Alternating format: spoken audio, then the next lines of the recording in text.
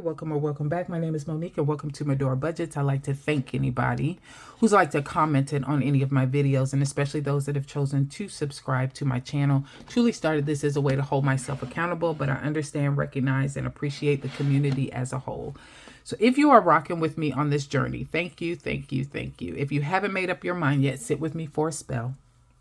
At the end of this video, if it's content you find valuable or enjoyable, please feel free to subscribe. It's myself and Sweets, married with a whole bunch of kids, trying to figure out our future family and finances so the decisions we're making now won't negatively impact us in the future. Today is Saturday, March the 1st, and we are here to do a wrap up of February. So I'm just going to show you very quickly my numbers as far as my savings tracker is concerned, as well as my debt update also. So we're going to cover both of those. We'll start with the easy stuff first, and that's my savings that I have for the different envelopes. Now, this isn't all of the envelopes, but these are the main ones that I track. Some of them I do not, but we'll go ahead and cover them anyway. And I started to get into the whole, how much did I add? How much did I take away? But at the end of the day, the thing that's the most important for me is that ending balance. So that's all that I decided that I'm going to track on these going forward. So I'm going to scooch in here a little bit more, if y'all don't mind. All right. And then we'll talk about the numbers, and I'll add them up over here on the side. Actually, I might just add them up over here on this side. And that way we can see what our running total is going to be. So for subscriptions, I ended the month at $146. For my property care, I ended the month, I still have $310 in that one. For buffer, under the buffer, I have $490, and that one's going to see a lot more traction or a lot more money added to it for the month of March, as I'm trying to pay off that Verizon payment that I made of $500 so that I could get them out of my hair. So we'll start to see changes there. And then car maintenance. I just don't remember if I hit plus. Okay. Car maintenance. I ended the month at $300 for that one. For my health envelope, I have $250 still sitting in there. I've not started the escrow yet. As I mentioned before, that'll be more so mid-year. And then for SC Land, I still have the $300 that I had from last year. I ended up not having to pay that money because it was still handled out of my escrow account. I'm sorry, it was still handled out of my dad's estate account. But with that said, I'll probably utilize a lot of that money, if not all of it, to help take care of this bill that I've got coming for Verizon. All right, next, in my low priority, those were my high priority ones. In my low priority envelopes, I have for bonus kids, I have $140 in there. For Corinne's, yes, you see it. She got $18. That chick knows, she know how to spend some money. In family fun, I have $120 in that one. For gifts, that envelope has $70 in that one. My emergency still has $1,000 in that one. For Little Bean, I did start a Just Stuff envelope for him, and he's already started spending his money, but he still does have $38 left in his. And then I have $220 total in the emergency binder, and that's 5 envelopes now instead of 6. There are 5 envelopes that I have overall in that one that I'm tracking. And so the total for that's in that one is $220. So overall, as far as my high priority and low priority sinking funds are concerned, as well as my emergency prep binder, I have a total of $3,402 saved. Now that doesn't include the Sweets binder that I have, some of the smaller envelopes that I have in Little Bean or in the 2025 challenge. I'm saving for that, plus my acrylic box and my other savings challenges that I'm currently running, and my change jars that I have. So I have more than that set aside, but this is not bad. So I have a total of $3,402, and I'm going to write it up here somewhere because I think there's some yearly numbers where I'm going to need to add that in. So for February, I'm just going to put that down and have that over there. Okay. All right. So next, you know what? I did have those. I never tracked these. I did have my Sweets binder documented down, and I forgot to add those in. You know what? Why don't we go ahead and do, y'all want to do that now? Do y'all mind? We can go ahead and do that 10, 20. So under shopping now, I have 10, 20, 35. I swear to you guys, I didn't know that I was keeping track of these. So 35. And let's bring this over here on this side. And then say plus 35. So I have $35 in shopping. I didn't realize I was tracking this binder too. But you know what? That makes sense. All right, so let's do that. That's 35 in that one. For the wedding binder, I have 10, 20, 30, 40, $50 in the wedding. All right. My bad. See, this is what happens when you don't swipe left. $50 in that. So plus 50 over here.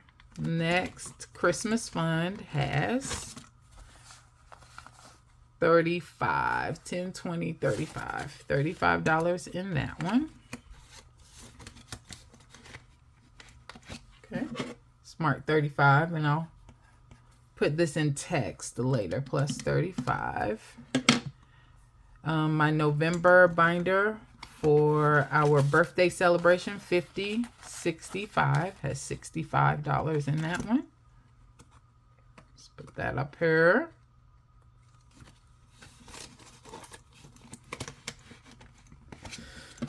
All right, that's 65 plus 65. Date night, empty. So that's a 0 for that one, but that's all good. We have fun on that one. And then I know that the YouTube one has $100 in that because it is fully funded. So plus 100. So my actual total, sorry about that, is to $3,687. So let me write that over here. $3,687. And I might actually create one here that says total. There you go. So that I remember that that's what I'm supposed to do. Okay, so there you go. 3,687. Again, there's still some savings challenges, the acrylic box, some other things that have not been included in that. But now we've got all of that covered. All right. Next, we are going to go to our debt outlook. And let's talk about these numbers. And I am going to, let me get my sheet, y'all, like the budget for 5 with Stephanie taught me how to do. Because this is what she does. So I'm going to do what she does. And we're gonna cover some of this up and then talk about it all. All right. So here we go. Let's come in, scooch in some. Let's talk about what these numbers look like. Okay. Best Buy has been paid off. Hey, again. Hey. All right. So very good. That one is done. So that is 0. Kohl's had a balance of $12.89.31. It has a 31% interest, and I paid $42, and I'm at $12.66.88 for that one. Nelnet A is showing a ending balance of $27.54.44. I did make a $20 minimum payment on that one. It does have a 6.59% variable interest rate. Green Sky started at $51.40.25, and we're at $50.93.02. I did make the minimum payment on that one, and the interest rate is 9.99%. Rooms to Go is a 0% interest. I started with $55,015.72. We're at $4,915.72. I make a $100 payment on that one every month. Citi credit card, it was at initially $7,539.20, and the ending balance for the month of February, $7,369.69. I did make a minimum payment for that one. And Nelnet B, the other student loan that I have, starting balance $8,379.83. We ended with $8,359.47. It's a 6.06% interest rate, but it is variable. Now, probably starting in March, because I am doing things differently now for my debt payments, and I'm not necessarily doing the snowball method, but I'm doing it more as an interest, like the avalanche. I'm going to go back to combining my Nelnet A and Nelnet B together, because I would tackle those both right next to each other with the avalanche method, or trying to pay things off based on the interest that is being charged. So these two will stay connected because basically the interest rates are pretty much the same. So they're going to fall in order. And it's a lot easier to just tackle them both together at the same time versus tackling them separately. For Bridgecrest, that's my car. That's the last thing that I have here. Started the month at $22,635.24. Ended the month at $22,270.34. I did make the minimum payment on that one, a little bit more than the minimum. And it's at 8% interest. And the reason why it's a little bit more paid than the minimum is because it is a split bill payment. I've not figured out yet what I'm going to do on the months that I get 3 checks. Whether or not I'm just going to keep it in the split bill method payment and pay an extra $255 for that month, or if I'm going to reallocate that money and put it towards whatever my debt is that I'm working on. I'm thinking about doing the latter, not the former. So I'm thinking about just using that extra that I would have, instead of putting it towards Bridgecrest, putting it towards Citi, which is the one that I'm tackling. So overall, I paid $1,139.19 into to my credit or my debt. I did spend or pay an additional $359 on debt payments to Best Buy, as you see, and we were able to accomplish the goal of getting all of that paid off in the month of February. So I actually made a total debt payment for this month of $1,498.19. Now, when you look at, though, how much I was actually able to put towards the principal. So last month, my total was $53,112.99. And this month, my debt total is $52,029.56. So as far as principal is concerned, I was able to pay $1,083.43 towards the debt progress, meaning towards the principal and not including the interest. And then the last thing that we'll talk about, and this is probably the toughest number that I have to look at sometimes, but I am committed to getting things back to being better than they were before May of 2024. So I have a sheet that I keep track of from my debt that I had from back in May, and I pulled that out just to look at it.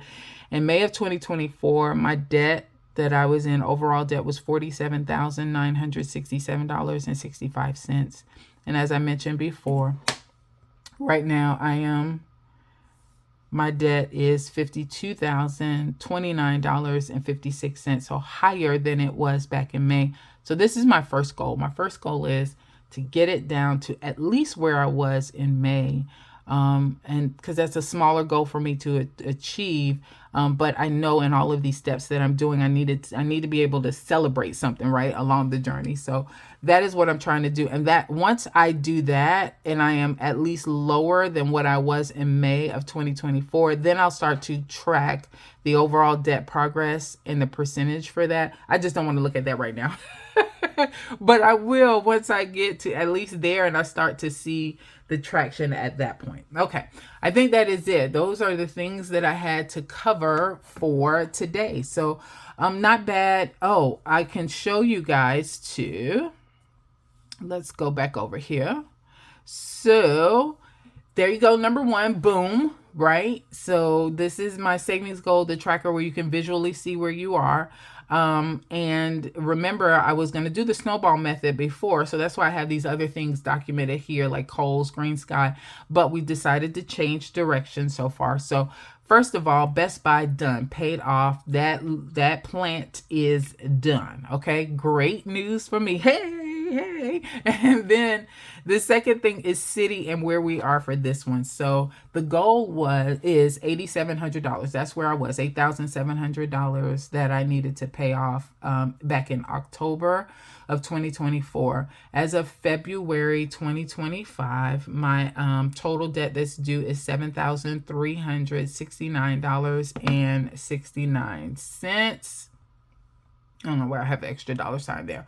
All right, so when you take that and you subtract it from the $8,700 and then divide it by $167, because that's how much each of these pieces is worth, then I am in about 8. I could color in 8. So I have all the planners colored in, that's 4, And then I have 4 leaves that are colored in as well. So this will be the next visual tracker that you guys will see constantly every month to show what steps I'm taking towards paying off Citi credit card. All right, there you go. I think I am done now for real. All right, thanks everybody for your time. You guys have a good one.